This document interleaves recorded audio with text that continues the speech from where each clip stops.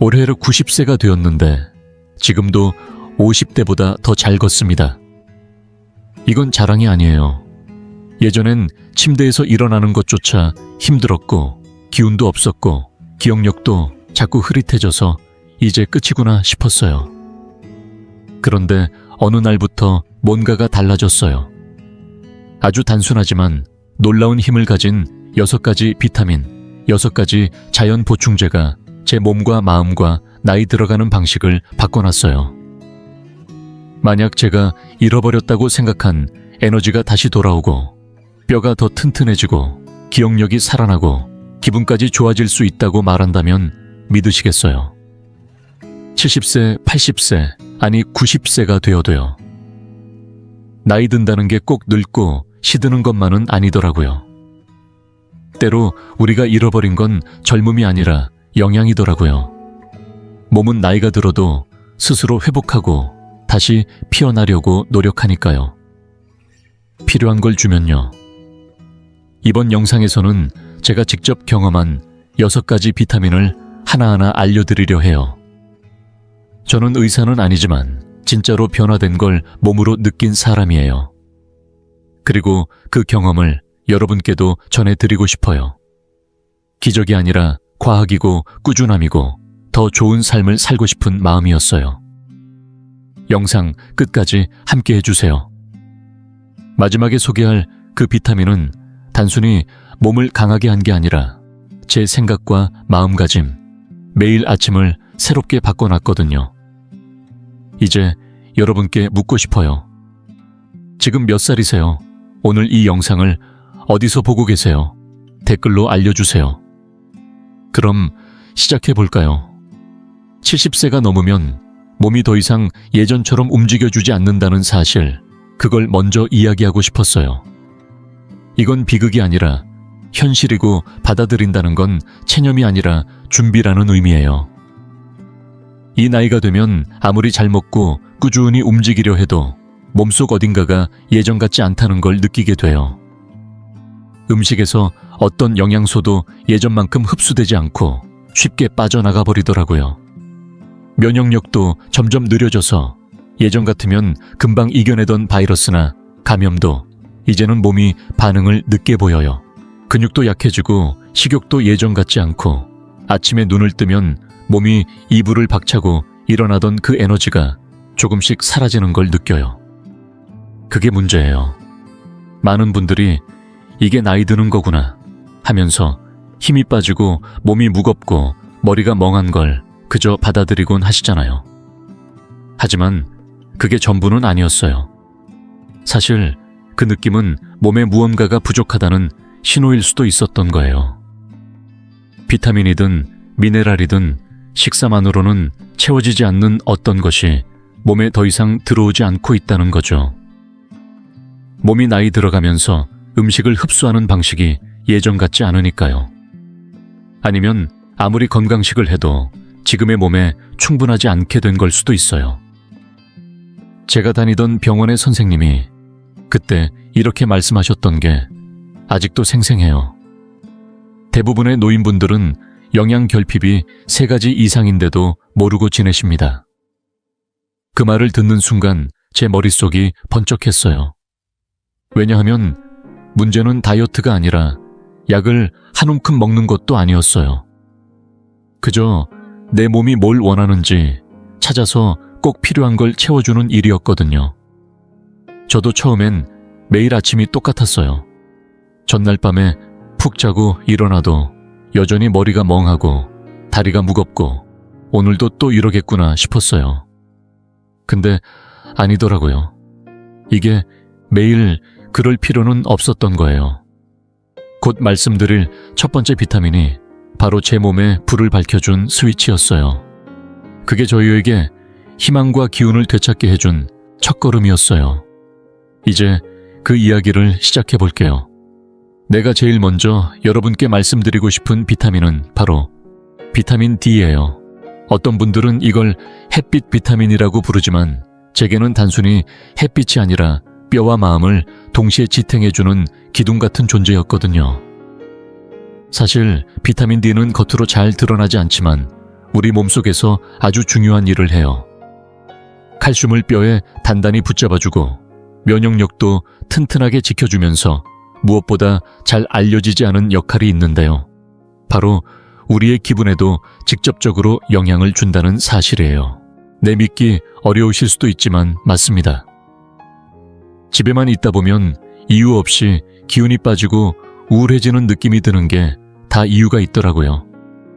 그게 꼭 외로움이나 우울증만이 아니라 단순하지만 깊은 비타민 D 결핍 때문일 수도 있다는 거예요.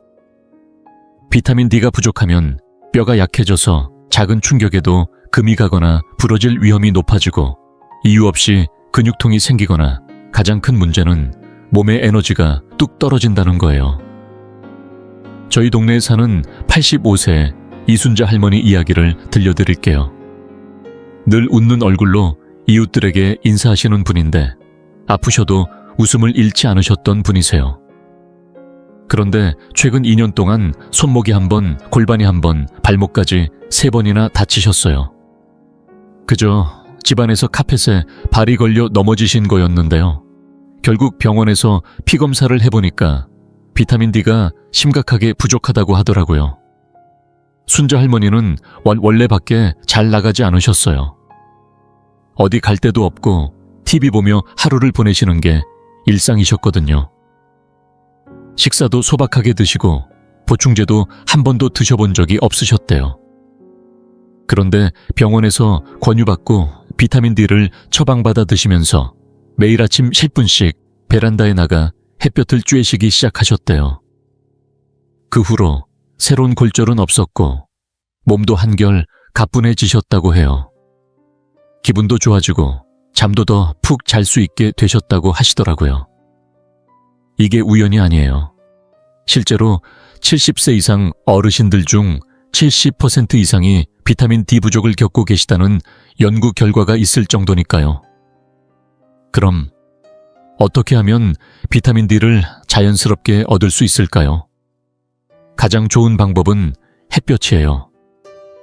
매일 10분에서 15분 정도 팔이나 다리에 자외선 차단제 없이 햇볕을 쬐어주시면 피부에서 비타민 D가 생성된다고 해요. 하지만 현실적으로 날씨 노화된 피부 생활 습관 때문에 쉽지만은 않죠. 그래서 많은 의사 선생님들이 비타민 D 보충제를 권하시는데요. 물론 반드시 의사와 상의하셔야 해요. 지나치게 복용하면 해가 될 수 있으니까요. 또 강화, 우유, 요구르트, 시리얼 연어나 고등어 같은 생선에서도 얻을 수 있다고 해요. 비타민 D는 제 삶에서 처음으로 챙겨 먹기 시작한 영양소였어요. 물론 효과가 바로 나타나진 않았지만 몇 주 지나고 나니 뭔가 달라지더라고요. 일어설 때 다리가 덜 후들거리고 머릿속이 한층 맑아지고 기분도 한결 가벼워졌어요. 그래서 저는 이 비타민 D 이야기부터 꺼내게 됐어요. 때로는 몸속에서부터 빛이 나오는 법이니까요.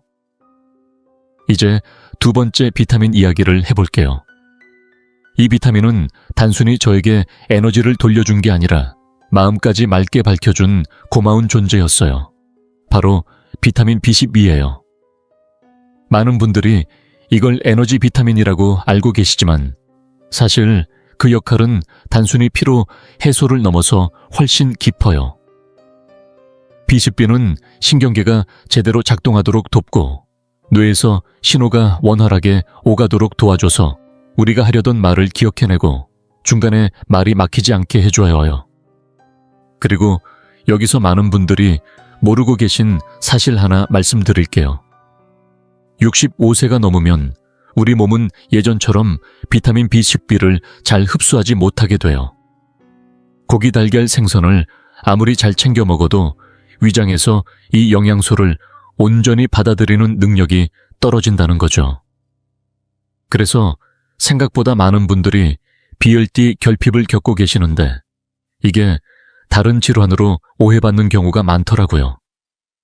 혹시 요즘 자꾸 깜빡깜빡하신가요? 발이나 손끝이 저릿저릿한 느낌이 드시진 않으세요? 집중이 잘 안 되거나 자고 일어나도 몸이 늘 피곤하신가요? 이게 꼭 나이 탓만은 아닐 수도 있어요. 어쩌면 여러분, 몸이 지금 이 영양소를 간절히 필요로 하고 있는지도 몰라요. 이 부분에서 제게도 잊을 수 없는 이야기가 하나 있어요. 고향 친구였던 김성수 씨 이야기인데요. 몇 년 전부터 자꾸 단어가 생각나지 않고 이름도 뒤죽박죽 섞여버리고 멍하니 창밖만 바라보는 일이 잦아졌대요. 가족들은 혹시 치매가 시작된 게 아닐까 걱정하셨고 성수 씨 본인도 큰일 났다고 마음을 졸이셨다고 해요. 결국 딸이 병원으로 모시고 가서 피검사를 해봤는데 뜻밖에도 심각한 비타민 B, D 결핍이 원인이었어요. 치매도 아니고 돌이킬 수 없는 병도 아니었어요.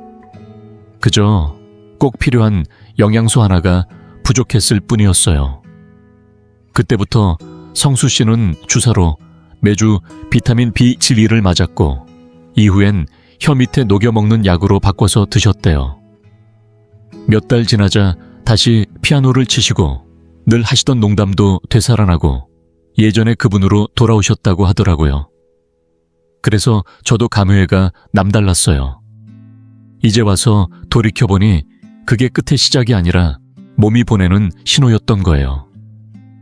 비타민 B씨는 몸에서 스스로 만들어내지 못하기 때문에 반드시 고기나 생선, 달걀, 유제품 같은 동물성 음식으로 섭취해야 하는데 아까 말씀드린 것처럼 나이가 들면 흡수력이 떨어져서 아무리 잘 먹어도 부족해질 수 있거든요. 그래서 많은 의사 선생님들이 필요에 따라 주사나 혀 밑에 녹여 먹는 형태로 보충하라고 권하시는데 이게 위장을 거치지 않고 바로 흡수되니까 효과도 좋고 간편하고 안전하다고 하시더라고요. 물론 의사와 상의하며 복용량을 맞추는 게 중요해요. 그때 의사 선생님이 제게 해주셨던 말씀이 아직도 마음에 남아있어요. 기억력도 영양이 필요합니다. 맞는 말씀이더라고요.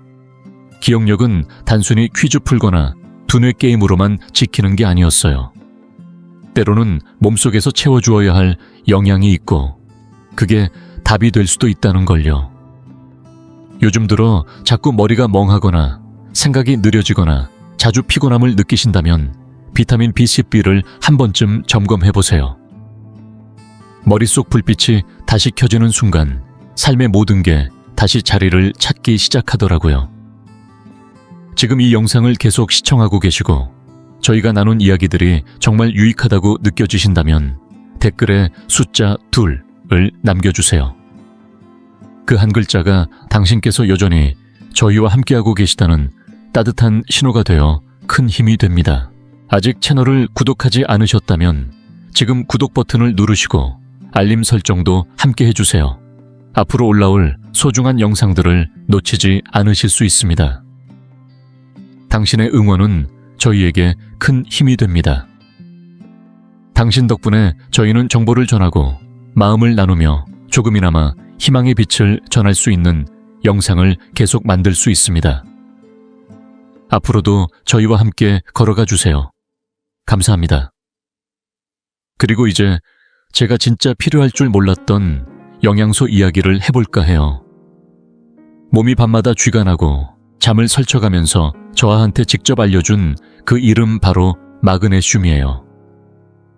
물론 비타민이 아니라 미네랄이지만 저한테는 다른 어떤 비타민 못지않게 소중했어요. 왜냐하면 이 마그네슘이야말로 몸의 근육과 신경 그리고 잠을 조율하는 보이지 않는 힘이었거든요. 부족하면 정말 몸 전체가 어긋나더라고요. 제가 그때 겪었던 걸 말씀드릴게요. 밤에 잠들면 한두 시간도 안 돼서 3번, 4번씩 깨곤 했어요. 다리엔 쥐가 나서 방 안을 서성거려야 했고 아무 이유도 없이 몸이 잔뜩 긴장된 느낌이었어요. 머릿속 생각들도 쉬라는 신호를 안 주고 계속 달리더라고요. 그런데 저만 그런 게 아니었어요. 같은 동네에 사는 김영희 할머니도 불면증으로 몇 년을 고생하셨어요.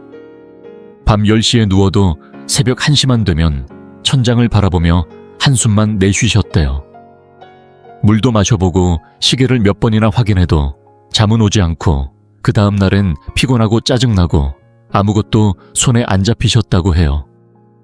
그런데 어느 날 손녀가 권해서 마그네슘을 드시기 시작하셨대요. 특별한 건 아니었고 그냥 잠자기 30분 전에 물에 타서 한 잔 드셨대요.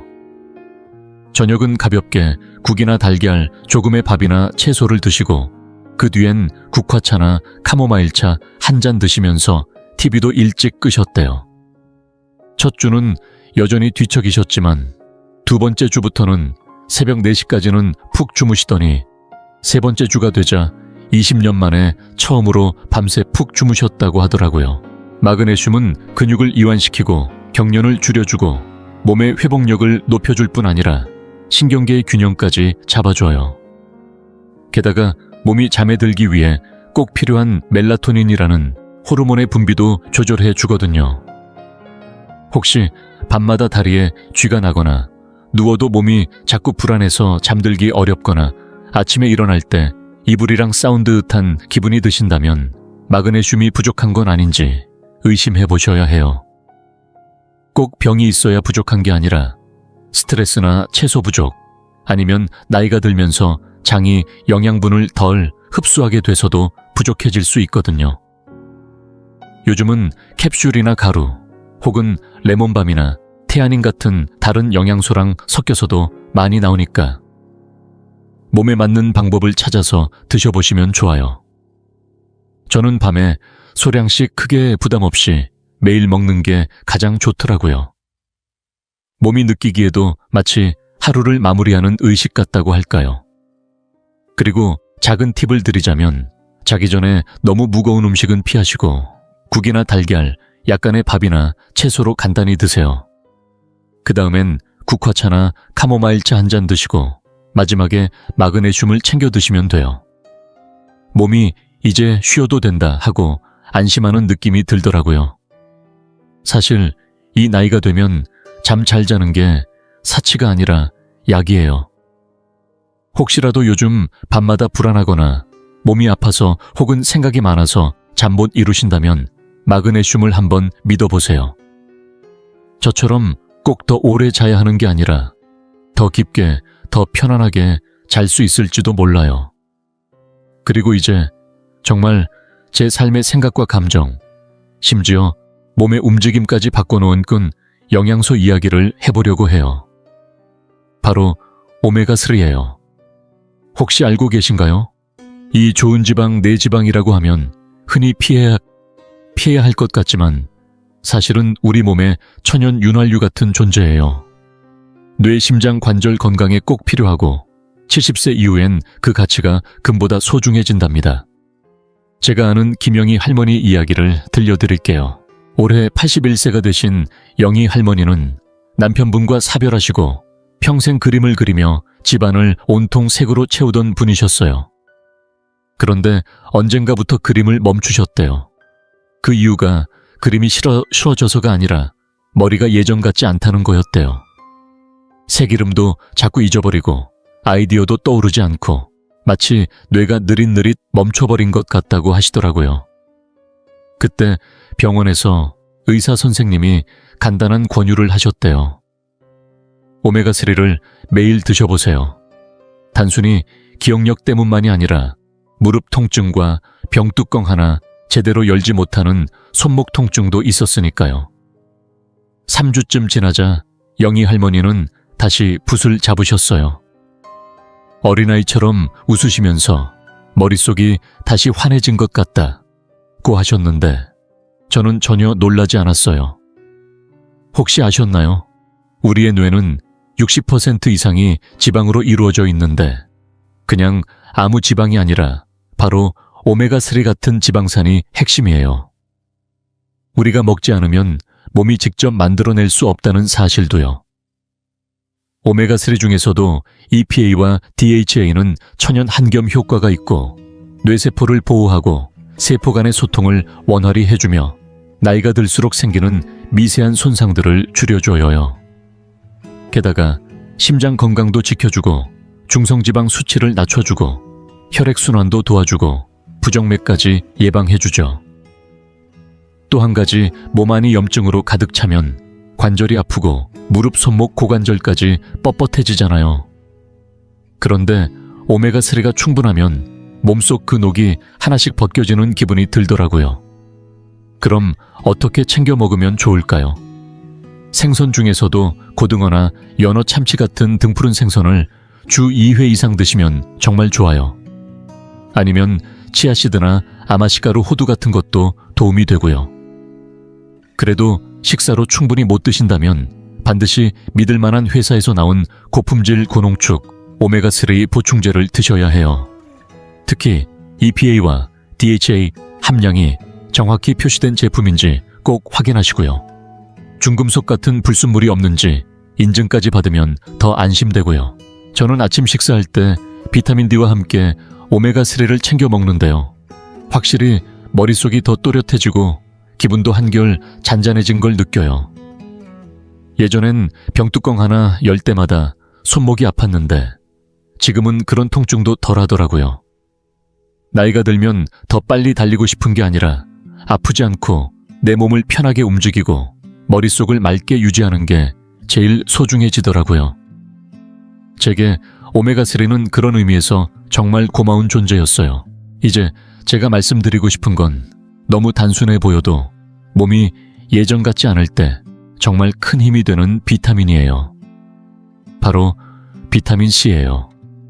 감기 예방에만 좋은 줄 아시는 분들 많으시죠? 그런데요, 비타민 C는 단순한 감기약이 아니에요.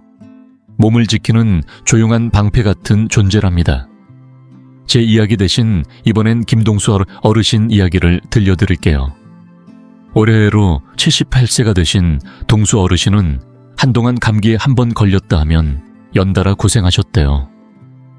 장이침에 잇몸 염증에 잦은 소변 감염까지 몸이 자꾸 허약해지는 느낌이 드셨다고 해요.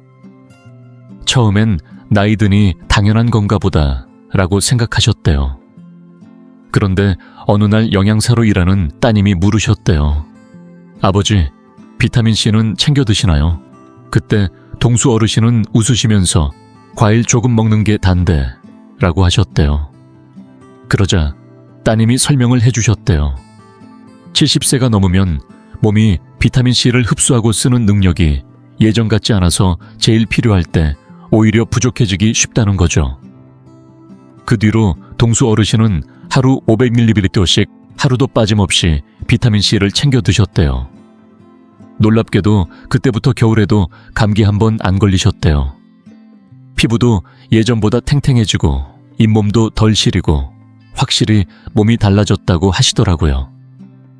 그럴 만도 한 게 비타민C는 단순히 면역력을 높이는 것뿐만이 아니라 피부나 혈관, 연골, 잇몸을 지탱해주는 콜라겐 합성에도 꼭 필요하거든요. 게다가 강력한 항산화제라서 우리 몸의 세포를 늙게 하는 활성산소라는 찌꺼기와도 싸워준대요. 하지만 여기서 한 가지 꼭 기억하셔야 할 게 있어요. 모든 분들이 똑같이 많은 양이 필요한 건 아니라는 거예요.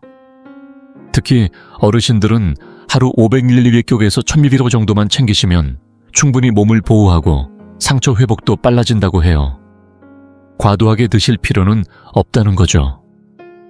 그럼 어떻게 드시면 좋을까요? 물론 귤, 오렌지, 자몽 같은 감귤류에 많이 들어있고 키위, 빨간 피망딸기, 브로콜리에도 많답니다. 물론 시중에 나와 있는 영양제도 좋은 선택이에요. 그리고 한 가지 팁을 드리자면 철분이 많은 음식, 예를 들어 시금치나 렌틸콩을 드실 때 비타민C를 함께 드시면 철분 흡수가 훨씬 잘 된다고 해요. 혹시 요즘 멍이 잘 들거나 상처가 더디게 났거나 양치할 때 잇몸에서 피가 나신다면 몸이 비타민C를 필요로 한다는 신호일 수도 있어요. 저는 아침 식사와 함께 비타민C를 챙겨 먹는데 확실히 몸이 한결 안정되고 피부도 덜 거칠어지고 몸이 이 작은 방패 하나로 고마워하는 느낌이 들더라고요. 이 나이가 되면 몸을 고치는 것만큼 예방이 중요해요. 그래서 비타민C는 제 몸을 지키는 가장 든든한 친구 중 하나예요. 그리고 이제 드디어 제가 정말 깜짝 놀랐던 비타민 이야기를 할게요. 약속처럼 뭔가를 해줄 것 같아서가 아니라 실제로 제 몸에서 보여준 변화 때문에 놀랐던 거예요. 바로 코엔자임 Q심이에요. 이름만 들으면 무슨 실험실에서나 쓰일 것 같은데 사실 Q세는 우리 몸에서 스스로 만들어내는 물질이에요. 우리 몸 세포 하나하나 안에 살면서 깊은 곳에서부터 진짜 에너지를 만들어내는 역할을 하죠. 조금 더 쉽게 말하면 몸속 세포가 작은 공장이라면 Q샘은 그 공장을 돌리는 작은 모터 같은 존재예요. 그런데 문제는 나이가 들면 이 Q샘을 몸이 예전처럼 만들어내지 못한다는 거예요. 50세를 지나면서부터 점점 줄어들기 시작하고 70세를 넘어서면 너무나 부족해져서 계단 한 칸만 올라가도 숨이 차고 다리가 아픈 걸 느끼게 되죠. 제가 아는 김석진 어르신 이야기를 들려드릴게요. 올해 92세 되신 석진 어르신은 혼자 사시면서도 아침마다 종이신문을 읽고 직접 밥을 지어 드시던 분이에요. 그런데 몇 년 전부터 계단을 한두 층만 올라가도 다리가 아프고 숨이 차서 혹시 심장에 문제가 있나 걱정이 되셨대요. 쉽게 피곤해지고 다리 통증이 심해지고 잠도 평소보다 오래 주무셨다고 해요. 그러다 심장내과에 갔는데 의사 선생님이 혹시 콜레스테롤 약, 즉 스타틴을 드시나요? 하고 물으셨대요. 석진 어르신이 네라고 하자 선생님은 단호하게 말씀하셨대요. 그럼 Q샘을 꼭 챙기셔야 해요. 알고 보니 콜레스테롤 약은 몸에 꼭 필요하지만 동시에 Q샘의 자연 생성도 억제해서 많은 분들이 기운이 쭉 빠지고 힘도 없고 의욕까지 사라지게 만드는 거였대요. 석진 어르신은 처음엔 하루 30mg부터 Q심을 드시기 시작했고 그 뒤로 50mg까지 양을 늘리셨대요. 한 달쯤 지나고 나니 계단을 올라갈 때 숨이 덜 차고 다리도 훨씬 가뿐해졌다고 직접 말씀하시더라고요. 플라체보인지 몰라도 Q일센 덕분인 것만은 확실해요. 라고 웃으시며 말씀하셨는데 이건 플라체보가 아니에요. 과학적으로도 입증된 사실이니까요. 코엔자임 Q세는 심장이 더 힘차게 뛰게 도와주고 근육에도 힘을 주고 머릿속도 더 또렷해지게 해줘요. 아침 식사 때 흡수가 잘 되는 연질 캡슐 형태로 챙겨 드시는 게 좋아요. 70세가 넘으셨거나 콜레스테롤 약을 드시고 계시거나 요즘 따라 몸이 너무 무겁게 느껴지신다면 이 Q심이야말로 잊고 있던 영양소일 수 있어요. 물론 이게 마법은 아니에요. 하지만 몸이 딱 알아보고 반갑게 맞아주는 작은 불씨 같은 존재인 건 분명해요. 예전에 의사 선생님이 이렇게 말씀하신 게 생각나요. 기운을 되찾는 건 기적이 아니라 과학이에요. 바로 당신 몸 안에 미토콘드리아가 해내는 거죠. 다시 말해 이건 여러분 몸 안에 있는 과학이자 가능성이라는 걸 꼭 기억해 주세요. 이제 이 6가지 비타민에 대해 다 들으셨으니 아마도 이런 생각이 드실 거예요. 그럼 이제부터 뭘 먼저 시작하면 될까? 전부 다 먹어야 하나? 혹시 위험하지는 않을까? 참 좋은 질문이에요. 가장 먼저 그리고 가장 중요한 건 꼭 잊지 말아야 할 게 있어요. 바로 의사 선생님과 상의하는 거예요. 너무 당연한 이야기 같지만 많은 어르신들이 친구 이웃 아니면 유튜브 영상에서 들은 말만 믿고 무턱대고 보충제를 드시기 시작하시더라고요. 하지만 오늘 말씀드린 영양소들이 다 자연에서 온 것이라 해도 함부로 복용하면 오히려 해가 될 수도 있어요. 예를 들어 이미 심장약을 드시거나 신장 문제가 있으신 분이라면 특정 조합이 오히려 좋지 않을 수 있어요. 병원에서 간단한 혈액 검사 한 번이면 부족한 영양소가 뭔지, 꼭 필요한 게 뭔지, 굳이 안 먹어도 되는 게 뭔지 선명하게 알 수 있거든요. 두 번째로 드리고 싶은 말씀은 좋은 제품을 선택하는 거예요. 시중에 정말 다양한 제품이 있죠. 믿을 만한 브랜드도 있지만 순우까지나 섞어놓고 광고만 번지르르한 제품도 있어요. 꼭 믿을 수 있는 제조사에서 만든 제품 순도와 함량이 제대로 표시된 제품 전문가가 권해줄 수 있는 제품을 선택하셨으면 좋겠어요. 영양제는 이름이 화려하거나 반짝거리는 게 중요한 게 아니더라고요. 결국 정직한 게 제일이에요. 세 번째로 꾸준함이에요. 이게 정말 핵심이에요. 비타민이라고 해서 두통약처럼 먹자마자 효과가 뚝 떨어지듯 오는 게 아니에요. 식물에 물을 주듯이 매일매일 조금씩 몸속에 스며들어야 효과가 나는 거죠. 저는 늘 말씀드려요. 영양제는 기적이 아니라 좋은 습관이라고요. 일주일치 약통에 미리 챙겨두시고 알람이라도 맞춰두세요. 아침에 드실 건지, 점심에 드실 건지, 아니면 저녁에 드실 건지 정해서 꾸준히 드시고요. 그리고 물론 식습관도 같이 챙기셔야 해요. 아무리 영양제를 잘 챙겨 드셔도 식사를 대충 하시면 효과가 없어요. 물도 충분히 드셔야 하고요. 결국 여러분이 드시는 건 단순한 알약이 아니라 내 몸을 위해 스스로 챙기는 작은 사랑이니까요. 이제 마무리에 다다랐지만 사실 이 순간이 여러분께는 새로운 시작이 될 수도 있어요. 오늘 이야기한 6가지 조용한 동반자들 덕분에 저는 다시 몸에 활력이 돌고 머릿속이 맑아지고 다시금 삶의 발걸음을 옮길 수 있게 되었어요. 이게 마법이라서가 아니라 몸이라는 게요. 70, 80, 90이 넘어도 우리가 잘 챙겨주면 여전히 기꺼이 응답해주는 존재이기 때문이에요. 함께 되짚어볼까요? 뼈와 기분을 지탱해준 비타민 D, 기억력의 불을 다시 켜준 비타민 B비타, 잃어버린 휴식을 되찾아준 마그네슘 생각과 무릎을 한결 부드럽게 해준 오메가3, 몸을 더 강하게 든든하게 해준 비타민 C, 그리고 아침을 다시 빛나게 만들어준 코엔자임 Q10. 보셨죠? 중요한 건 더 오래 사는 게 아니라 매일을 더 나답게, 더 풍요롭게 사는 거예요. 나이는 숫자에 불과하다는 말, 저도 이제야 실감해요. 저도 올해 90이 되었지만 지금도 마치 40살처럼 씩씩하게 걸을 수 있어요. 그게 특별해서가 아니라 언젠가 스스로에게 이 몸은 아직도 돌봐줄 가치가 있다라고 마음먹었기 때문이에요. 제가 다시 에너지를 찾았다면 여러분도 분명 가능하실 거예요. 꼭 제가 먹었던 비타민 순서 그대로가 아니어도 괜찮아요. 중요한 건 몸을 돌봐주겠다는 여러분의 결심이에요. 여러분의 몸은 아직도 여러분 곁에 있어요. 여전히 숨쉬고, 여전히 뛰고, 여전히 삶을 갈망하고 있어요. 그러니 절대 포기하지 마세요. 귀 기울여 주세요. 사랑해 주세요. 그리고 도와주세요.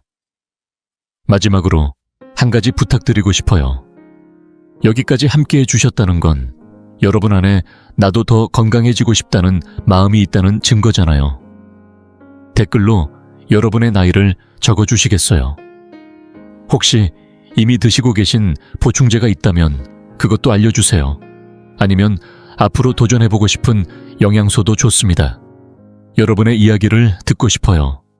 존중과 애정 담아 여러분의 새로운 날들을 응원하며 앞으로도 함께 걸어가길 바라요. 다음 영상에서 또 뵐게요. 그때까지 몸도 마음도 잘 챙기시고 매일을 새로운 시작이라고 믿으면서 살아가세요. 혹시 많은 중장년층이 새벽 3시쯤 눈을 뜨고 다시 잠들지 못하는 이유가 궁금하셨던 적이 있나요? 조용한 새벽 어둠 속에서 천장을 바라보며 내 몸이나 마음에 무슨 문제가 생긴 건 아닌지 고민하셨던 적이 있을 겁니다. 사실 이 현상은 생각보다 훨씬 흔한 일이자 단순한 습관이나 나이 탓만은 아닙니다.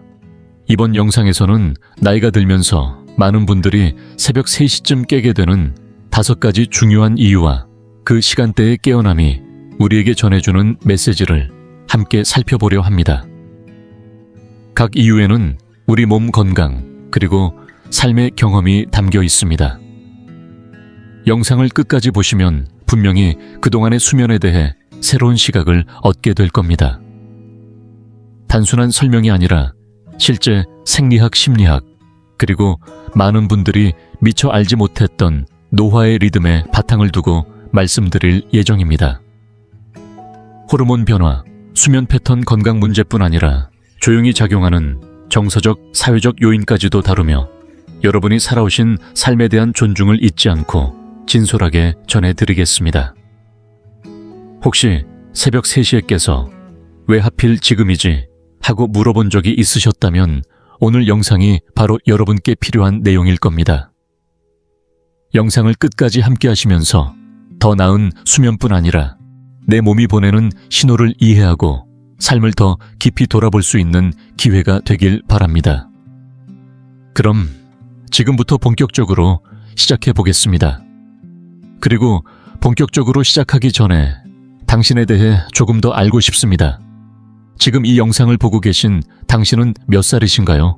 그리고 어느 지역에서 시청 중이신가요? 댓글로 남겨주세요.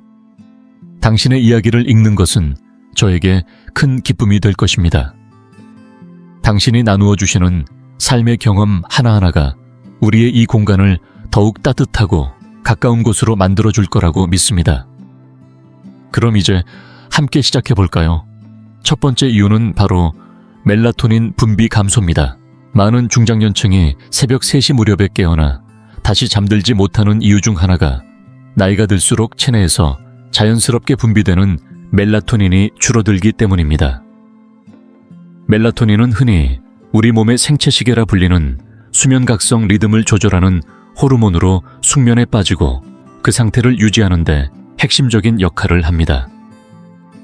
젊었을 때는 밤마다 일정하고 풍부한 멜라토닌이 분비되어 깊고 연속적인 수면을 누릴 수 있었습니다. 하지만 세월이 흐르면서 이 호르몬의 분비량이 서서히 줄어들게 되고 이 변화가 숙면의 질에 상당한 영향을 미칩니다. 하루를 충분히 보내거나 저녁을 평온하게 마무리한 날에도 밤이 깊어 2시, 3시, 때로는 4시가 되면 멜라토닌의 자연 분비가 너무 낮아져서 깊은 수면 상태를 유지하기 어렵습니다. 갑작스러운 소음이나 꿈 때문이 아니라 뇌가 서서히 각성 상태로 전환되면서 충분한 멜라토닌이 이를 붙잡아주지 못해 깨게 되는 것입니다. 이는 당신이 뭔가 잘못해서가 아니며 몸이 제 기능을 못해서도 아닙니다. 단지 나이가 들면서 체내 화학작용이 변하는 자연스러운 과정일 뿐입니다. 더욱이 침실 환경은 이 문제를 더 악화시킬 수 있습니다. 창문 밖 가로등 불빛, 탁상 시계의 깜박거리는 불빛 문틈 아래로 새어 들어오는 복도 조명 같은 아주 작은 빛조차도 멜라토닌 분비를 억제합니다. 나이가 들수록 이런 외부 자극에 더 민감해져서 새벽 3시에 깨어남이 더욱 짜증스럽게 느껴질 수 있습니다. 예를 들어 이제 72세가 된 박영수 씨를 떠올려 보세요.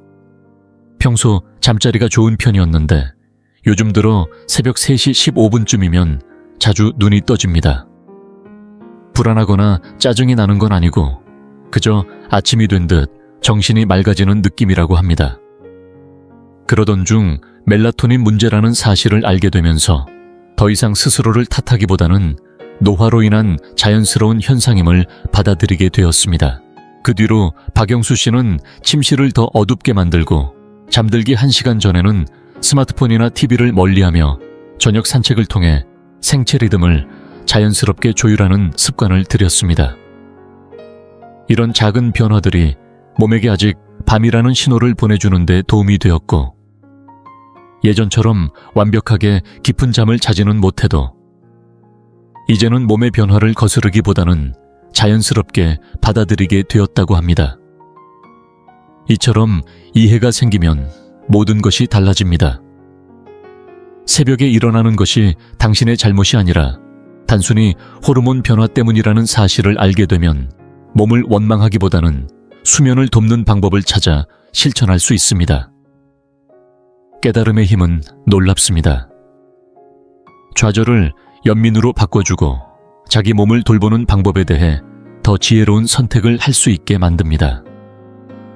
두 번째 이유, 수면 주기의 변화수와 수면 단계의 앞당겨짐. 중장년층이 새벽 3시 무렵에 깨서 다시 잠들기 어려워지는 또 하나의 중요한 이유는 나이가 들면서 우리 몸의 내부 시계가 자연스럽게 앞으로 이동하기 때문입니다. 이를 수면 단계 앞당겨짐, Advanced Sleep Phase 현상이라고 부르는데요. 나이가 들어감에 따라 생체 리듬이 서서히 앞당겨져서 저녁이 되면 평소보다 일찍 졸음이 오고 아침에도 평소보다 더 이른 시간에 눈을 뜨게 됩니다. 예전에는 밤늦게 영화를 보다가 꾸벅꾸벅 졸거나 알람이 울리기 전까지도 단잠을 자곤 했지만 요즘 들어서는 알람이 울리기 전부터 눈이 번쩍 뜨여버리는 날이 많아집니다. 이러한 변화는 단순한 습관 문제가 아닙니다. 몸의 근본적인 생체 리듬 변화와 깊게 연결되어 있고 해가 갈수록 그 영향은 더 또렷해집니다. 젊었을 때는 비교적 늦은 시간에 잠들어도 몸이 태양의 주기와 잘 맞춰졌지만 나이가 들수록 몸의 시계는 조금씩 앞으로 당겨져서 평소보다 일찍 잠이 들고 그만큼 새벽녘에도 자연스럽게 눈이 뜨이게 되는 것입니다. 예를 들어 밤 9시쯤에 잠이 들거나 혹은 그보다 더 일찍 잠드는 날도 생기는데 이렇게 되면 새벽 3시쯤이면 이미 몸이 충분한 수면 주기를 마쳤다고 인식해버립니다. 그래서 아직 바깥은 캄캄한데도 머리가 맑아지고 이제 하루를 시작할 때인가 하는 느낌이 드는 것이지요. 이건 결코 당신에게 문제가 있어서가 아닙니다. 단지 몸이 이제는 새로운 일정에 맞춰 작동하고 있다는 뜻일 뿐입니다. 마치 오래된 시계가 계절마다 조금씩 앞으로 맞춰지는 것처럼 몸도 시간이 지나면서 점점 앞당겨져서 작동하는 셈이죠. 이 변화 자체는 위험하거나 잘못된 것이 아닙니다. 다만 평소 가족과의 생활 리듬, 사회적 모임, 개인 취향 등이 이 새로운 리듬과 맞지 않으면 답답함을 느낄 수 있습니다. 이러한 변화에는 심리적인 부분도 함께 작용합니다. 많은 중장년층이 한적한 집에서 생활하거나 혼자 있는 시간이 길어지는데요. 이렇게 고요한 환경은 몸이 저녁에 더 빨리 진정 모드로 들어가도록 신호를 보내는 역할을 합니다. 예전처럼 바쁘게 움직이거나 사람들과 어울리던 활동들이 줄어들면 몸은 자연히 하루 일과를 빨리 마무리하려고 합니다. 직장을 다니거나 바쁜 일상을 보내던 시기와 달리 정해진 스케줄, 회의, 출퇴근, 약속 등이 사라지면 이러한 생체 리듬의 변화가 더욱 도드라지게 나타납니다. 예를 들어 68세의 김성호 씨의 이야기를 떠올려 보세요. 은퇴 후로 그는 보통 오후 5시 반쯤 저녁을 먹고 TV 뉴스를 1시간쯤 본 뒤 9시가 되면 잠자리에 드는 편이었습니다. 그러다 보니 새벽 3시만 되면 자연스레 눈이 떠지고 몸이 하루를 시작할 준비가 다 되었다고 느껴졌습니다. 처음에는 불면증이 아닐까 걱정도 했지만 전문가의 조언을 통해 이 현상이 단순히 수면 단계의 앞당겨짐이라는 것을 알고 나서는 한결 마음이 편해졌다고 합니다. 그 후 김성호 씨는 밤 시간을 조금 더 늦게 보내기 위해 자기 전 따뜻한 조명을 켜두고 책을 읽거나 저녁 식사 후에는 가벼운 산책을 하며 몸과 마음을 차분히 달래주었습니다. 가끔은 딸에게 전화해 짧은 안부 전화를 하며 하루를 정리하기도 했습니다. 이런 사소한 사회적 감각적 자극들이 잠드는 시간을 조금 늦춰주는 데 도움을 주었고 새벽 3시에 깨는 날이 줄어들면서 일상의 리듬과도 더 잘 맞게 되었습니다. 이처럼 수면 주기의 변화는 많은 중장년층이 겪는 자연스러운 현상이지만 정작 이야기를 나누는 경우는 드뭅니다. 하지만 이 사실을 이해하고 나면 불필요한 죄책감이나 혼란을 덜 수 있고 몸과 싸우기보다는 내 몸의 흐름을 수용하는 데 도움을 받을 수 있습니다. 새벽 3시에 깨서 벌써 다 잔 건가 싶은 날이 있다면 그건 몸이 단순히 조금 앞당겨진 일정에 맞춰진 것일 수 있습니다. 이 사실을 알게 되면 하루 일과와 습관을 몸의 리듬에 맞게 조절해보는 여유가 생길 수 있을 겁니다. 지금 이 영상을 계속 시청하고 계시고 저희가 나눈 이야기들이 정말 유익하다고 느껴지신다면 댓글에 숫자 2을 남겨주세요. 그 한 글자가 당신께서 여전히 저희와 함께하고 계시다는 따뜻한 신호가 되어 큰 힘이 됩니다. 아직 채널을 구독하지 않으셨다면 지금 구독 버튼을 누르시고 알림 설정도 함께 해주세요. 앞으로 올라올 소중한 영상들을 놓치지 않으실 수 있습니다. 당신의 응원은 저희에게 큰 힘이 됩니다. 당신 덕분에 저희는 정보를 전하고 마음을 나누며 조금이나마 희망의 빛을 전할 수 있는 영상을 계속 만들 수 있습니다. 앞으로도 저희와 함께 걸어가 주세요. 감사합니다.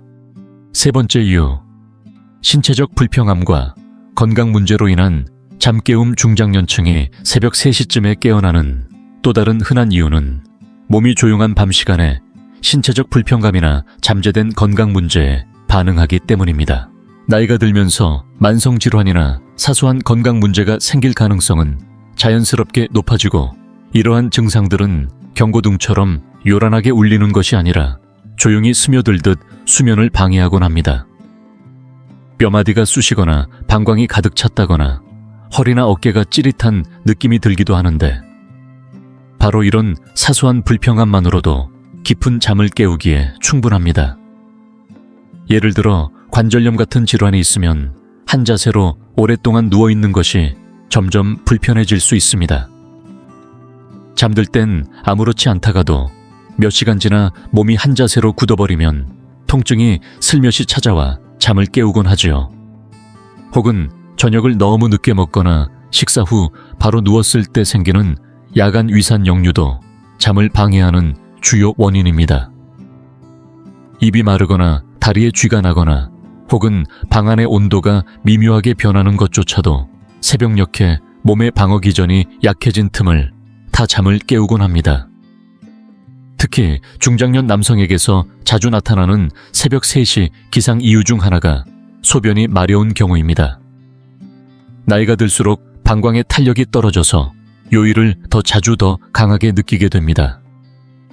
낮에는 다른 일에 집중하다 보니 잠깐 잊을 수 있지만 밤이 깊어 조용한 방 안에서 누워있다 보면 그 감각이 더욱 또렷하게 다가옵니다. 이때 한번 자리에서 일어나 화장실에 다녀오면 이미 몸은 깊은 수면에서 벗어나 가벼운 각성 상태로 접어들게 되고 다시 잠들기 어려워지는 경우가 많습니다. 또 하나 놓치기 쉬운 부분은 바로 약물 복용입니다. 혈압약, 심장약, 통증 관리, 약물 등을 규칙적으로 복용하는 중장년층이 많아지는데, 이런 약물 중에는 잦은 배뇨, 천변화빛이나 소리에 대한 예민함 같은 부작용이 따라오는 경우도 적지 않습니다. 이런 영향이 있다는 사실조차 모른 채 수개월 혹은 수년을 보내는 분들도 있는데, 누군가 알려주거나 스스로 기록해보면서 깨닫게 되는 경우도 많습니다. 예를 들어볼까요? 76세의 김순애 씨는 원래 잠이 얕은 편이었는데 지난 1년 사이 새벽 3시 반이면 거의 매일 깨어나곤 했습니다. 처음에는 그냥 나이 들어서 그러려니 하고 넘겼지만 병원에 가서 상담을 받아본 결과 평소 복용하던 약물이 몸의 수분 균형에 영향을 주면서 야간 소변을 자주 보게 만든다는 사실을 알게 되었습니다. 이후 의사와 상의해 복용 시간을 조절하고 생활 습관에도 몇 가지 변화를 주었더니 예전보다 훨씬 덜 깨게 되었고, 깨더라도 금방 다시 잠들 수 있었다고 합니다.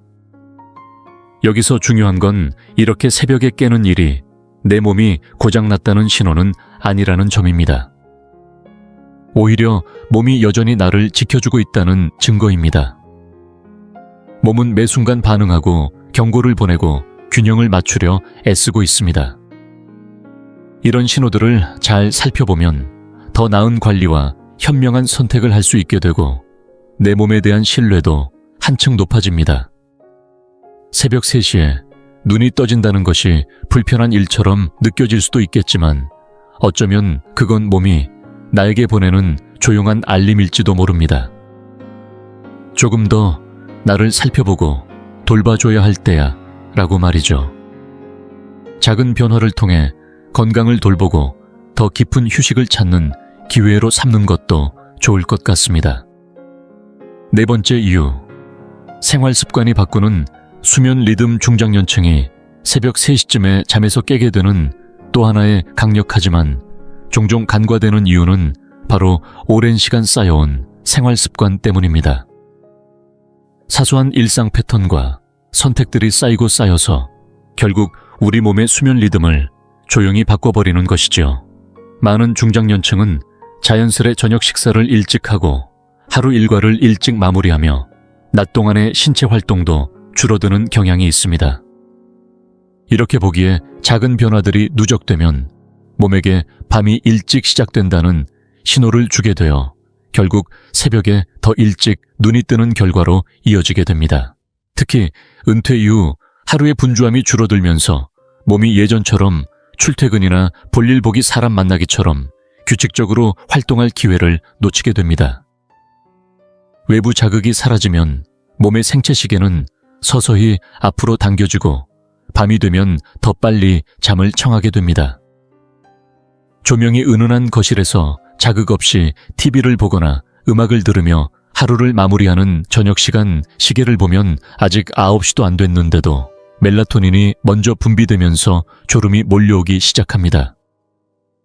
그렇게 일찍 잠들면 자연스럽게 몸도 그만큼 일찍 휴식을 다 채웠다고 느끼게 됩니다. 새벽 3시가 되면 여전히 밖은 캄캄한데 몸은 이미 오늘 할 만큼 쉬었다는 듯 깨어나 버리곤 하지요.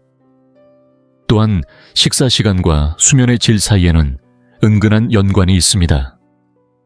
저녁을 일찍 먹는 습관은 건강에는 좋지만 가벼운 야식 없이 잠들면 밤사이 혈당이 떨어질 수 있습니다. 그 허기는 느끼지 못해도 몸을 슬그머니 깨우기에 충분합니다.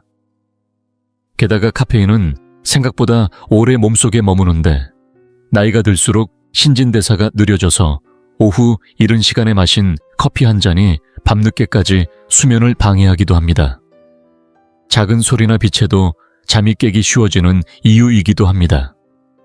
74세의 김종수 씨 사례를 보면 이런 변화가 얼마나 자연스럽게 찾아오는지 알 수 있습니다. 김종수 씨는 은퇴 이후 하루가 한결 느긋해지면서 저녁 5시쯤 식사를 마치고 저녁 뉴스를 보다 소파에서 깜빡 졸곤 했습니다. 밤 9시가 되기도 전에 침실 불을 끄고 잠자리에 들다 보니 어느새 새벽 3시면 눈이 번쩍 뜨이고 새소리도 들리기 전에 몸이 깨어나는 걸 느꼈다고 합니다. 처음엔 이유를 몰라 답답했지만 일상 루틴을 곱씹어 본 뒤에는 스스로에게 작은 변화를 주기 시작했습니다. 오후에 산책을 추가하고 저녁 시간에는 조금 더 밝은 불빛 아래서 책을 읽으며 몸과 마음을 차분히 가라앉혔습니다. 또 저녁 식사 후에는 가급적 낮잠을 피하려 애쓰면서 몸의 생체 시계를 조금 늦춰보려 노력했습니다. 그러자 몸도 점차 새로운 리듬에 맞춰졌고 새벽 3시에 깨는 날이 줄어들면서 원하는 기상시간과 더 잘 맞게 되었다고 합니다. 놀라운 건 우리가 이렇게 습관의 힘을 자주 잊고 산다는 사실입니다. 우리 몸은 하루하루의 규칙성을 원합니다. 그 리듬이야말로 뇌에게 이제 쉬어야 할 시간이다 혹은 일어나야 할 시간이다를 알려주는 신호판 같은 역할을 하거든요. 그 신호가 약해지거나 흐트러지면 몸의 시계도 방향을 잃게 됩니다. 그래서 잠이 더 일찍 깨거나 깊은 잠을 오래 유지하지 못하게 되는 것이지요. 하지만 이러한 패턴을 살펴보고 작은 조정만으로도 몸이 더 편안하게 쉬고 깨어날 수 있도록 길을 열어줄 수 있습니다. 그렇게만 된다면 다시금 숙면을 되찾고 매일 아침 더 상쾌하게 하루를 맞이할 수 있을 거예요. 5번째 이유, 마음과 감정의 불안정함. 가끔 새벽 3시에 깨는 이유는 몸 때문이 아니라 오히려 마음 때문일 때가 많습니다.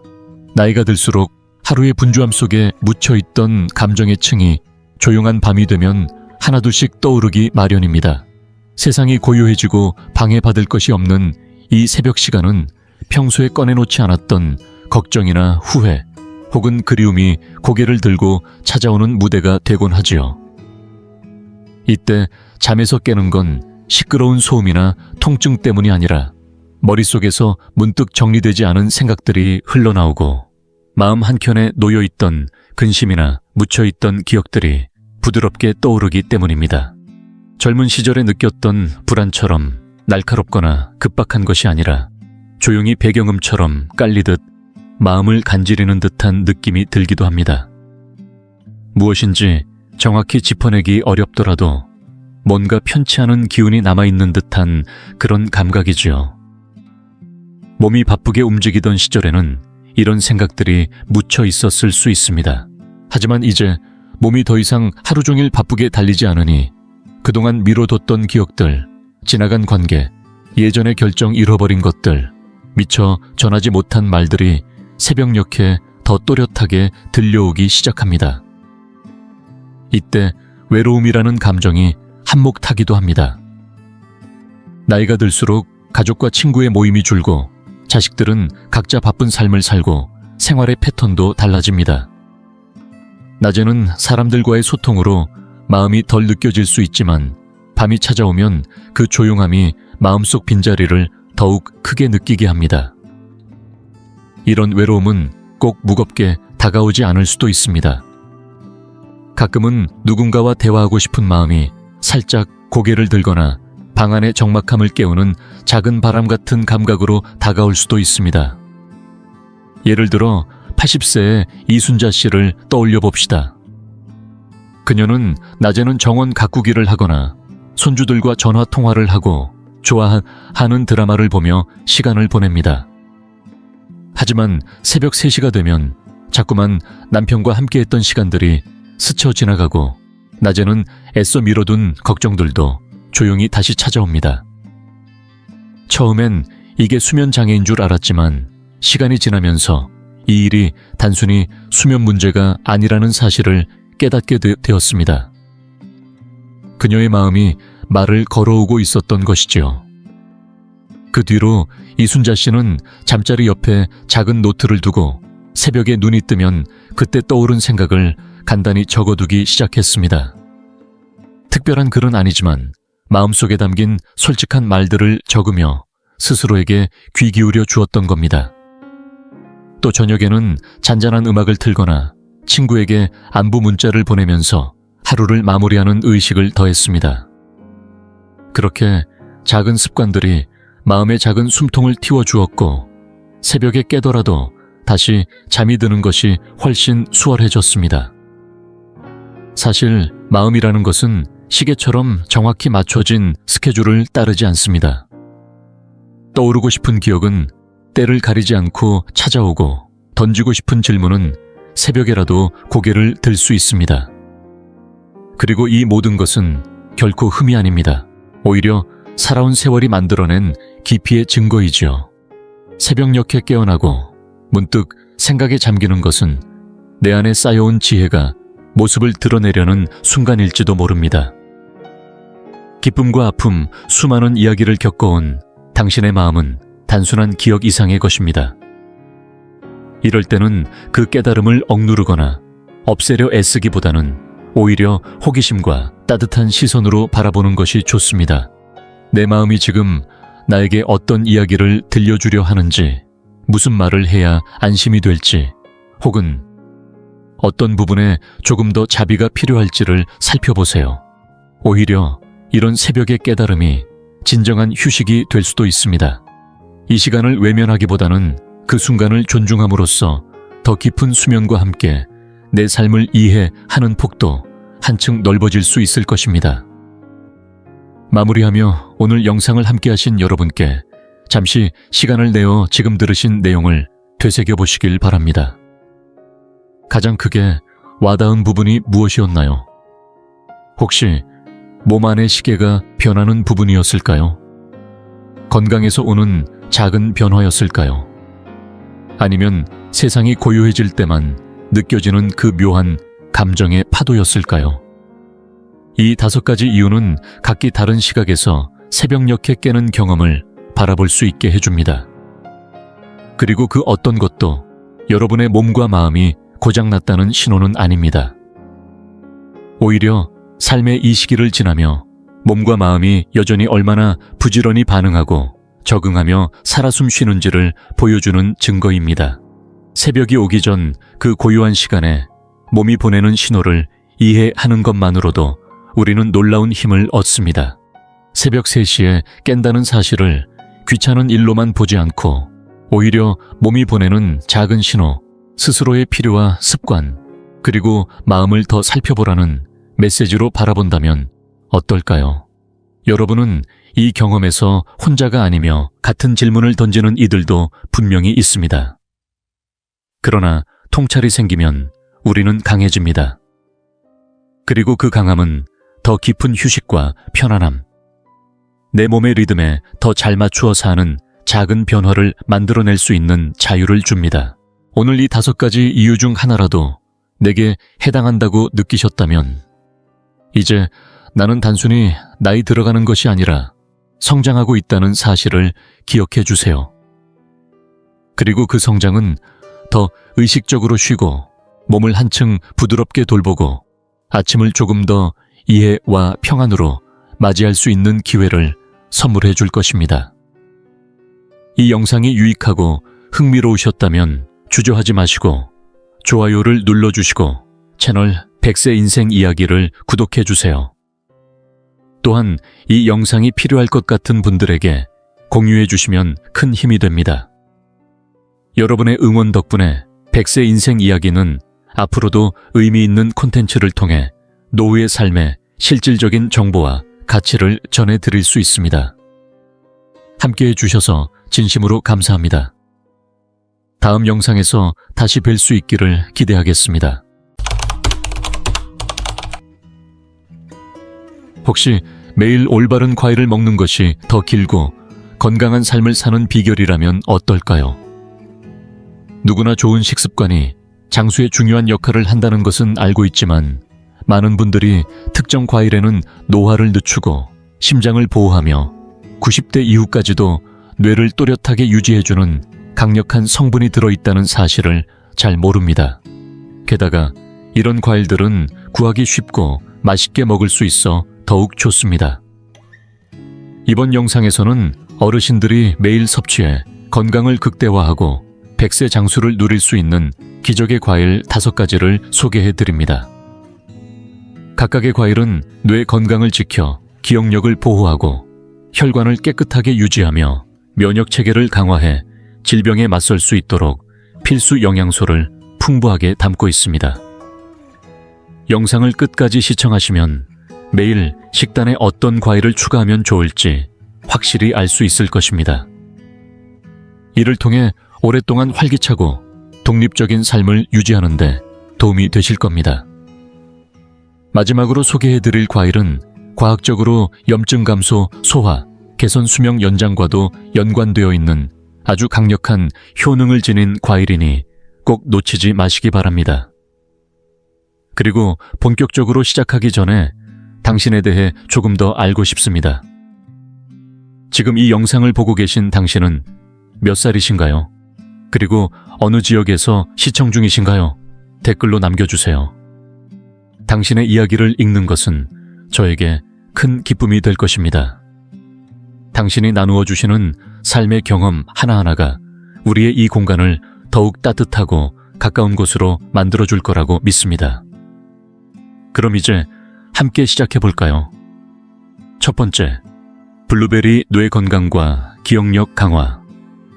첫 번째로 소개할 과일은 바로 블루베리입니다. 뷰레인 베리 브레인 베리라는 별명이 괜히 붙은 게 아닙니다.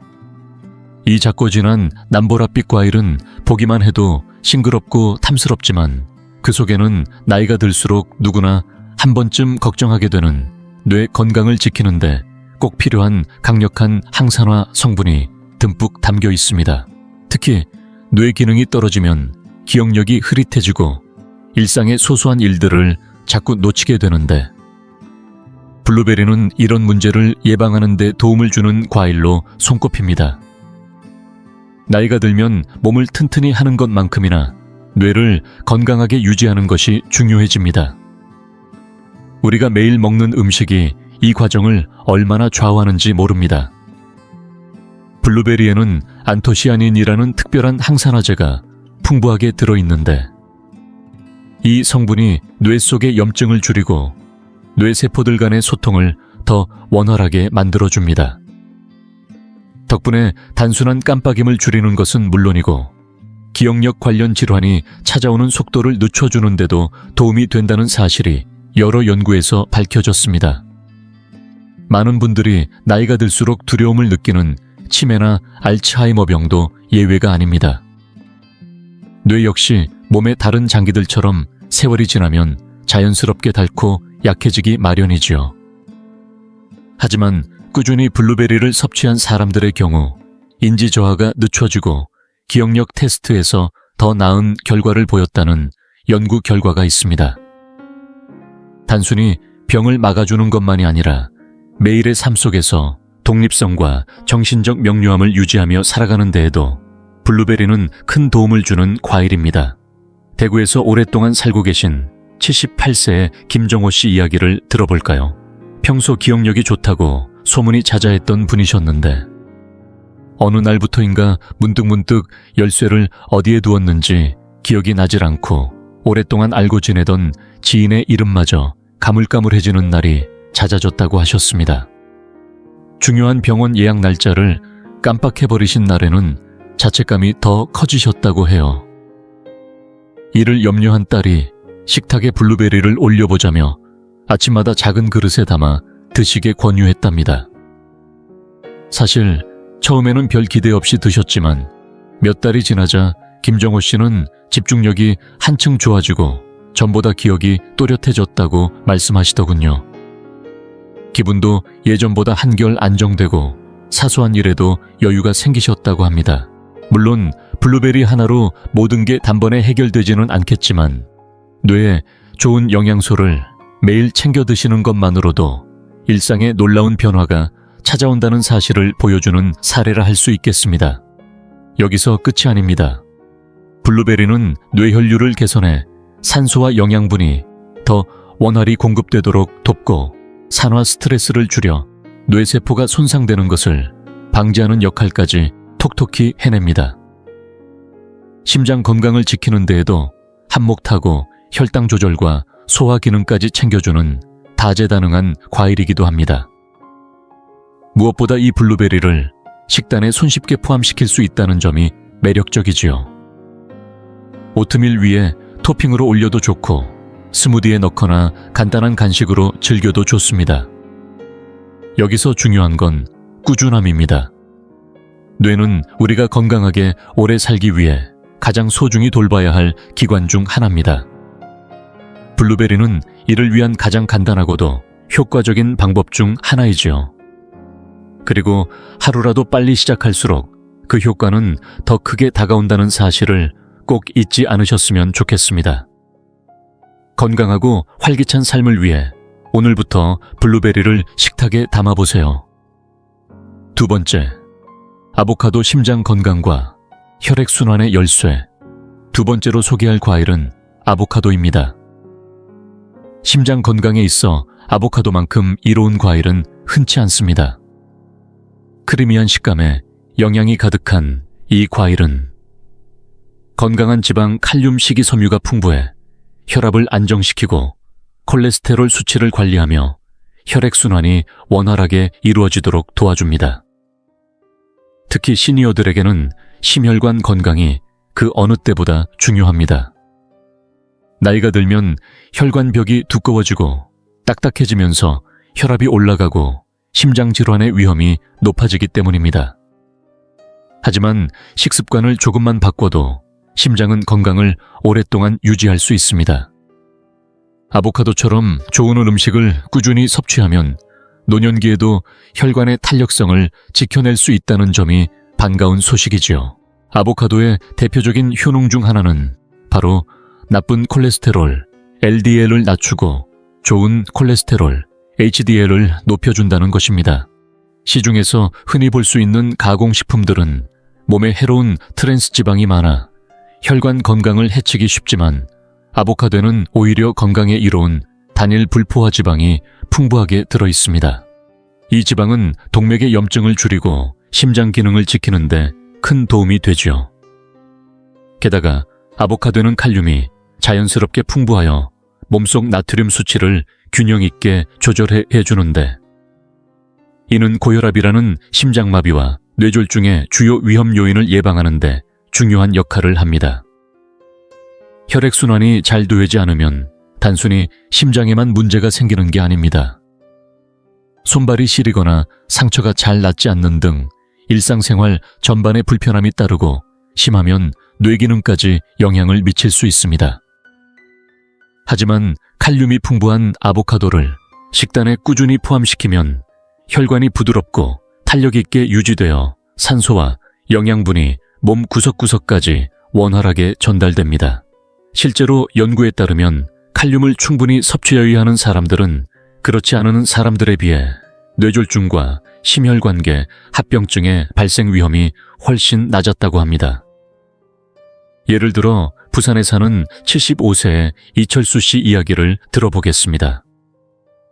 수년간 고혈압으로 약을 복용해왔지만 의사 선생님은 식습관 개선의 중요성을 계속해서 강조하셨다고 합니다. 처음에는 식습관을 바꾸는 게 귀찮게 느껴졌지만 결국 가공식품을 줄이고 아침 식사로 아보카도 토스트를 드시기 시작했죠. 몇 달이 흐른 뒤 혈압 수치가 점차 안정되면서 몸도 한결 가벼워졌다고 합니다. 의사 선생님조차 작은 식단 변화로 이렇게 큰 차이가 나타난 것에 놀라워하셨다고 하네요. 심장 건강에만 국한되지 않고 아보카도는 관절 염증을 줄여주고 피부 탄력을 개선하며 눈 건강까지 챙겨주는 다재다능한 과일입니다. 게다가 토스트 위에 올려 먹거나 스무디에 넣거나 샐러드에 슬라이스로 곁들이는 등 활용 방법이 무궁무진해 매일 식탁에서 다양하게 즐길 수 있다는 것이 큰 장점입니다. 중요한 건 이 좋은 음식을 한 번 먹고 마는 게 아니라 꾸준히 식단에 포함시키는 습관입니다. 튼튼한 심장은 건강하고 오래 사는 삶의 초석이 됩니다. 아보카도는 그 초석을 든든하게 만들어주는 가장 손쉬운 선택지 중 하나입니다. 혈액순환과 콜레스테롤 관리에 도움을 주는 과일이지만 다음에 소개할 과일은 세포 손상까지 막아주며 혈류 개선과 노화 방지에 탁월한 힘을 지닌 진정한 장수 과일이니 기대해도 좋습니다. 지금 이 영상을 계속 시청하고 계시고 저희가 나눈 이야기들이 정말 유익하다고 느껴지신다면 댓글에 숫자 2을 남겨주세요. 그 한 글자가 당신께서 여전히 저희와 함께하고 계시다는 따뜻한 신호가 되어 큰 힘이 됩니다. 아직 채널을 구독하지 않으셨다면 지금 구독 버튼을 누르시고 알림 설정도 함께 해주세요. 앞으로 올라올 소중한 영상들을 놓치지 않으실 수 있습니다. 당신의 응원은 저희에게 큰 힘이 됩니다. 당신 덕분에 저희는 정보를 전하고 마음을 나누며 조금이나마 희망의 빛을 전할 수 있는 영상을 계속 만들 수 있습니다. 앞으로도 저희와 함께 걸어가 주세요. 감사합니다. 세 번째, 석류 혈액순환과 노화 방지의 열쇠. 세 번째로 소개할 과일은 바로 석류입니다. 예로부터 석류는 장수와 활력의 상징으로 여겨져 왔는데 이는 단순한 전설이 아니라 과학적으로도 충분히 뒷받침되는 이야기입니다. 진한 붉은빛이 매력적인 이 과일에는 폴리페놀이라는 강력한 식물성 화합물이 풍부해 혈액순환을 개선하고 염증을 줄이며 세포를 손상으로부터 보호하는 데 탁월한 효능을 발휘합니다. 노년기에 들어서면 단순히 심장 건강뿐 아니라 몸 전체의 활력을 위해서도 원활한 혈액순환이 정말 중요해집니다. 혈액순환이 느려지면 뇌 기능부터 관절의 움직임까지 전반적으로 영향을 받게 되지요. 하지만 석류를 식단에 꾸준히 추가하면 마치 잘 관리된 기계처럼 몸이 원활하게 작동하도록 도와줍니다. 석류의 대표적인 장점 중 하나는 심혈관 건강을 지켜주는 데 있습니다. 석류에 들어있는 항산화 물질은 혈관을 이완시켜 혈액이 자유롭게 흐를 수 있도록 돕습니다. 이 과정에서 심장에 가해지는 부담이 줄어들고 고혈압이나 심장마비 뇌졸중의 위험도 낮아집니다. 실제로 석류 주스를 마시거나 석류 알갱이를 꾸준히 섭취한 사람들의 경우 혈액순환이 개선되고 동맥 기능이 좋아졌다는 연구 결과도 있습니다. 이는 노년기를 건강하게 보내는데 꼭 필요한 요소들이지요. 그러나 석류의 이점은 심장 건강에만 머물지 않습니다. 석류는 강력한 노화 방지 효과로도 잘 알려져 있습니다. 나이가 들면 활성산소가 세포를 손상시켜 주름 관절통, 심지어 만성질환까지 유발하는데요. 석류 속 항산화 물질은 이러한 해로운 활성산소를 중화시켜 세포 손상을 늦추고 몸속 깊은 곳부터 노화를 늦추는 데 도움을 줍니다. 이는 단순히 주름을 줄이는 데 그치지 않고 관절 통증 감소, 피부 탄력 개선, 알츠하이머와 같은 퇴행성 질환의 위험 감소에도 기여합니다. 부산에 거주하는 80세의 김영자 씨 이야기를 들어볼까요? 오랫동안 관절이 뻣뻣하고 쉽게 피로를 느끼셨던 분이셨는데 석류의 효능을 알게 되신 후 아침 식사에 신선한 석류 주스를 챙겨 드시기 시작했다고 합니다. 처음에는 단순한 건강음료라고 생각하셨지만 시간이 지나면서 관절이 한결 부드러워지고 무릎 통증도 눈에 띄게 줄어들었으며 에너지 수준까지 높아졌다고 합니다. 작은 변화가 일상의 질을 얼마나 크게 바꿔놓는지 몸소 체험하신 셈이지요. 석류의 또 다른 큰 장점은 면역력을 높여준다는 점입니다. 석류에는 비타민C가 풍부해 몸이 감염과 싸울 수 있도록 돕고 면역 체계를 튼튼하게 유지해줍니다. 면역력이 떨어지기 쉬운 시니어 분들에게는 감기, 독감, 기타 질병을 예방하는 데 큰 힘이 되어줄 수 있는 과일이지요. 석류를 식단에 포함시키는 것은 생각보다 쉽습니다. 알갱이를 그대로 드셔도 좋고 요거트에 뿌려 먹거나 스무디에 섞어 마셔도 됩니다. 혹시 신선한 석류를 구하기 어렵다면 설탕이 첨가되지 않은 고품질 석류 주스를 선택하셔도 좋습니다. 중요한 건 규칙적으로 섭취해 몸이 장기적으로 혜택을 받을 수 있도록 하는 것입니다. 건강한 심장, 원활한 혈액순환, 그리고 노화 방지까지 석류는 그야말로 다 갖춘 과일이라 할 수 있습니다. 물론 오늘 소개한 석류도 좋지만 다음에 소개할 과일 역시 소화기 건강은 물론 면역력까지 챙겨주는 보물 같은 과일이니 끝까지 함께해 주시길 바랍니다. 네 번째, 파파야 소화 건강과 면역력의 든든한 조력자. 네 번째로 소개할 과일은 파파야입니다. 장수를 떠올릴 때 처음 생각나는 과일은 아닐 수도 있지만 파파야야말로 건강한 노후를 위한 보물 같은 과일입니다. 이 열대 과일은 강력한 소화 효소와 각종 비타민 항산화제가 가득 들어있어 소화를 돕고 영양소 흡수를 높여주며 면역 체계를 튼튼하게 만들어줍니다. 특히 노년기에는 장 건강이 단순히 불편함을 줄이는 차원을 넘어 몸 전체의 건강과 활력에 큰 영향을 미칩니다. 나이가 들수록 소화 기능이 떨어지면 복부 팽만, 변비 영양 흡수, 저하 등이 에너지와 건강을 갉아먹게 되죠. 이럴 때 파파야에 함유된 천연 효소인 파파인, 이 단백질을 분해해 소화를 한결 쉽게 만들어주고 식후 불편함을 줄여줍니다. 노년기에 접어들면 음식에서 필요한 영양소를 충분히 흡수하는 일조차 쉽지 않습니다. 몸이 예전만큼 비타민과 미네랄을 흡수하지 못하기 때문이죠. 하지만 파파야는 풍부한 식이섬유 비타민C, 엽산을 골고루 함유해 식사에서 영양소를 더 많이 끌어낼 수 있도록 도와줍니다. 무엇보다 속에 부담을 주지 않아 소화가 불편한 분들에게도 안심하고 권할 수 있는 과일입니다. 생으로 먹거나 스무디로 갈아 마시거나 과일 샐러드로 곁들이는 등 다양하게 즐길 수 있어 식탁에 부담 없이 올릴 수 있는 점도 매력적이지요. 하지만 파파야의 역할은 소화에만 그치지 않습니다. 파파야는 면역력을 높이는 데에도 중요한 몫을 합니다. 하루 섭취량으로 비타민C 권장량의 100% 이상을 충분히 채워주어 감염과 질병으로부터 몸을 보호해주는데 큰 역할을 하지요.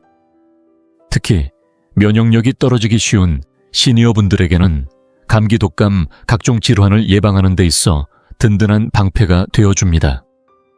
서울에 거주하는 76세의 박명희 씨 이야기를 들어볼까요? 수년 동안 더부룩한 속과 소화불량으로 고생하셨는데 지인의 권유로 점심 식사 후 작은 그릇에 파파야를 곁들여 드시기 시작하셨다고 합니다. 처음에는 그냥 과일 한두 조각일 뿐이라고 생각하셨는데 몇 주가 지나자 배가 덜 더부룩하고 소화가 편안해졌다고 하시더군요. 기운도 전보다 좋아져서 산책하러 나가는 발걸음이 가벼워졌다고 하셨어요. 처음엔 대수롭지 않게 여겼던 작은 변화가 삶의 질을 크게 바꿔놓은 셈이죠. 파파야에는 베타카로틴, 라이코펜 등 강력한 항산화 성분도 풍부해 세포 손상을 줄이고 염증을 완화하는 데에도 도움을 줍니다. 만성염증은 관절염, 심장병, 심지어 인지 저하와 같은 노년질환의 주요 원인 중 하나인데 파파야를 꾸준히 챙겨 드시면 이런 질환을 예방하고 몸이 활기차게 움직이도록 도와줍니다. 파파야는 매일 식단에 포함시키기 쉽다는 점도 빼놓을 수 없습니다. 단독으로 먹거나 요거트 위에 곁들이거나 시원한 주스로 만들어 드셔도 좋습니다. 알약이나 영양제에 의존하지 않고도 소화를 돕는 천연과일이 바로 파파야입니다. 소화가 잘 되어야 영양분이 온전히 흡수되고 면역력이 튼튼해야 질병을 이겨낼 수 있습니다. 이 두 가지는 장수를 위한 필수 조건이라 할 수 있겠지요. 파파야는 이 두 가지를 모두 충족시켜주는 과일입니다. 물론 오늘 말씀드린 파파야도 중요하지만 다음에 소개할 과일은 염증을 줄이고 혈당을 안정시키며 만성질환을 예방하는 데 탁월한 역할을 하는 과일이니 끝까지 함께 해주세요. 5번째, 사과 염증 완화와 혈당 안정화의 비밀. 5번째로 소개할 과일은 바로 사과입니다. 하루 한 알의 사과가 의사를 멀리한다 라는 말이 괜히 나온 게 아닙니다. 사과는 건강한 장수를 돕는 과일 중에서도 단연 으뜸으로 꼽히는 과일이지요.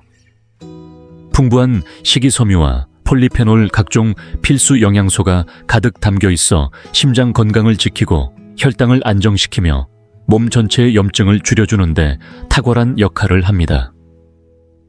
특히 나이가 들수록 몸 곳곳에 나타나는 염증은 큰 걱정거리입니다. 관절염, 심장질환, 심지어 인지저하까지 많은 만성질환의 근본적인 원인 중 하나가 바로 염증이기 때문이지요. 사과 속에 들어있는 다양한 항산화 화합물은 이러한 염증을 억제해 몸을 더 건강하게 유지할 수 있도록 도와줍니다. 사과의 또 하나의 큰 장점은 혈당을 안정적으로 유지해준다는 데 있습니다. 나이가 들면 몸이 당분을 효율적으로 처리하는 능력이 점점 떨어져 인슐린 저항성이 높아지고 이는 제2형 당뇨병의 위험으로 이어질 수 있습니다. 하지만 사과에는 펙틴이라는 특별한 식이섬유가 풍부해 소화 속도를 천천히 만들어 식사 후 혈당이 급격히 올라가는 것을 방지해줍니다. 덕분에 혈당 스파이크를 줄이고 에너지를 일정하게 유지하며 단 음식이나 가공식품으로 인한 급격한 혈당 변동으로부터 몸을 지켜주는데도 안성맞춤이지요. 혈당 관리뿐만 아니라 사과는 장 건강에도 매우 좋습니다. 사과 속 식이섬유는 장내 유익균의 먹이가 되어 장내 환경을 건강하게 만들어주는데요. 장 건강은 면역력, 뇌 건강, 심지어 기분과도 연결되어 있다는 사실 알고 계셨나요? 사과를 꾸준히 섭취하면 단순한 소화 개선을 넘어 몸 전체의 염증을 낮추고 정신적 선명함과 전반적인 건강까지 챙길 수 있습니다. 대전에서 오랫동안 살아오신 82세의 이정호 씨의 이야기를 들어볼까요? 평소 활동적인 분이셨지만 어느 날부터인가 관절이 뻣뻣해지고 몸이 무겁게 느껴져 걱정이 많으셨다고 합니다. 약을 더 늘리기보다는 식습관을 조금 바꿔보자며 하루에 사과 한 알씩 드시기 시작했지요. 몇 달 후 관절의 뻣뻣함이 줄고 소화도 한결 편안해졌으며 몸에 기운도 생겼다고 하셨습니다. 단순한 습관처럼 보였지만 그 작은 실천이 일상에 큰 변화를 만들어낸 셈이었지요. 사과의 힘은 여기서 끝나지 않습니다. 사과에는 혈압을 낮추고 혈액순환을 개선하며 산화, 스트레스를 줄이는데 도움을 주는 폴리페놀이 풍부합니다. 이러한 효과 덕분에 장수와 밀접한 심혈관 건강에도 이로운 작용을 하지요. 실제로 사과를 꾸준히 섭취하는 사람들은 뇌졸중이나 심혈관 질환의 위험이 낮다는 연구 결과도 있을 만큼 사과는 최고의 심장 건강 과일이라 할 수 있습니다. 또한 사과는 일상 속에서 정말 간편하게 즐길 수 있는 과일입니다. 별다른 준비 없이 그냥 깎아서 드셔도 좋고 땅콩 버터를 살짝 발라 간식으로 드셔도 맛있습니다. 샐러드에 넣거나 시원한 간식으로도 훌륭하니 매일의 식단에 부담 없이 더할 수 있는 것이지요. 장수를 위한 삶은 단순히 오래 사는 것만이 아니라 건강하게 그리고 스스로의 몸을 잘 돌보며 살아가는 것입니다. 사과는 그 변화를 매일매일 자연스럽게 만들어주는 가장 손쉬운 과일 중 하나입니다. 오늘 소개한 모든 과일들이 건강에 도움을 주는 건 사실이지만 진정한 힘은 바로 꾸준함에서 옵니다. 이렇게 좋은 음식을 매일의 습관으로 만들어야 에너지가 높아지고 독립성을 유지하며 건강하게 나이 들어갈 수 있습니다. 마지막으로 오늘 영상에서 살펴본 5가지 과일이 노년의 건강과 활력, 그리고 장수에 얼마나 큰 도움이 되는지 다시금 떠올려 보겠습니다. 뇌 기능을 지켜주는 블루베리부터 심장을 든든히 지켜주는 아보카도 혈액순환을 돕는 석류 소화를 편안하게 해주고 면역력을 높여주는 파파야, 그리고 염증을 완화하고 혈당을 안정시키는 사과까지. 각각의 과일은 몸을 강하고 탄탄하게 만들어주는 저마다의 중요한 역할을 하고 있습니다. 이 과일들을 꾸준히 섭취하면 노화를 늦추고 질병을 예방하며 전반적인 건강과 행복을 지킬 수 있는 필수 영양소를 충분히 공급받을 수 있습니다. 하지만 여기서 중요한 점은 장수를 위한 건강 관리가 단순히 어떤 한 가지 음식을 가끔 먹는 데서 그치는 것이 아니라는 사실입니다. 진짜 건강은 몸에 좋은 습관을 매일매일 쌓아가는 데서 비롯됩니다. 실제로 100세 이상 장수하신 분들을 살펴보면 그들은 다 특별한 영양제나 유행하는 식단에 의존하지 않습니다. 대신 오늘 영상에서 소개한 것처럼 자연 그대로의 영양소가 풍부한 음식을 식탁에 꾸준히 올리며 건강을 지켜왔습니다. 이렇게 단순하지만 꾸준한 선택들이야말로 시간이 지날수록 큰 변화를 만들어냅니다. 만약 여러분이나 사랑하는 가족분이 건강을 지키고 활기찬 삶을 오래도록 이어가고 싶으시다면 오늘부터 작은 것부터 실천해보세요. 가공식품 대신 신선한 과일을 간식으로 선택하고 아침 식사에 블루베리를 한 줌 추가하거나 식사에 아보카도를 곁들이는 작은 변화가 모여 결국 큰 결과로 돌아옵니다. 시작은 빠를수록 더 좋습니다. 오늘 영상을 함께 해주셔서 감사합니다. 오늘 배우신 내용 중 하나와 그것을 삶에서 어떻게 실천해 보실지 댓글로 남겨주세요. 여러분의 생각은 저희에게 큰 힘과 영감을 줍니다. 언제든지 자유롭게 나눠주세요. 여러분의 이야기를 기다리고 있겠습니다. 이 영상이 유익하고 흥미로우셨다면 주저하지 마시고 좋아요를 눌러주시고 채널 100세 인생 이야기를 구독해주세요. 또한 이 영상이 필요할 것 같은 분들에게 공유해주시면 큰 힘이 됩니다. 여러분의 응원 덕분에 100세 인생 이야기는 앞으로도 의미 있는 콘텐츠를 통해 노후의 삶의 실질적인 정보와 가치를 전해드릴 수 있습니다. 함께해 주셔서 진심으로 감사합니다. 다음 영상에서 다시 뵐 수 있기를 기대하겠습니다.